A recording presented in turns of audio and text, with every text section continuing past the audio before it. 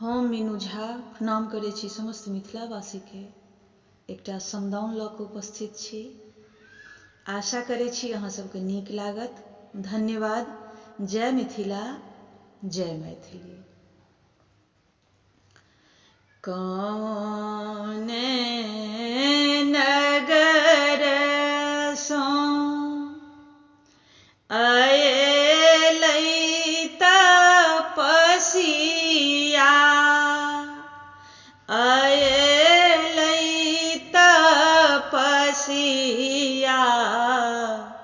कौने नगर नेन जाय, कौने नगर नेन जाय। दक्षिण नगर सँ, दक्षिण नगर सँ अयलै तपसिया,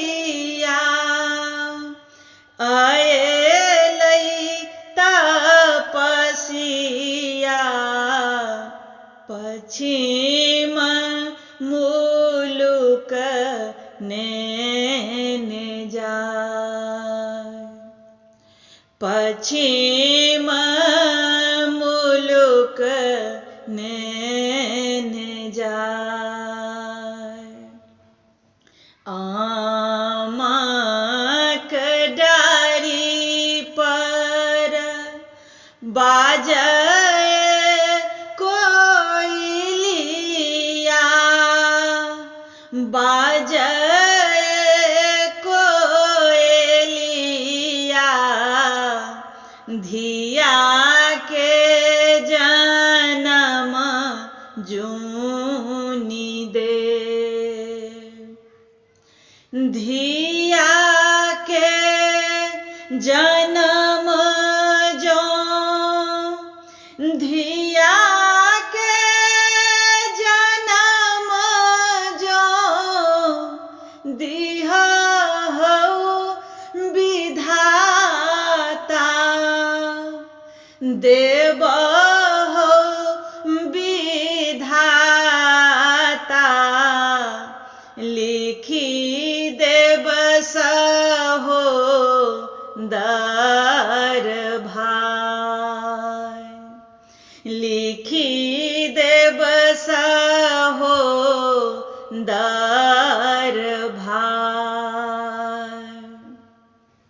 कोखिया बिहुन जूनि देबहु विधाता, देबहु विधाता, पुरुष मूर्ख जूनि दे, पुरुष मूर्ख जूनि दे, मूर्ख पुरुष जो, पुरुष मूर्ख जो, देबहु विधाता, देबहु विधाता, मरब जहर बिख खाय, मरब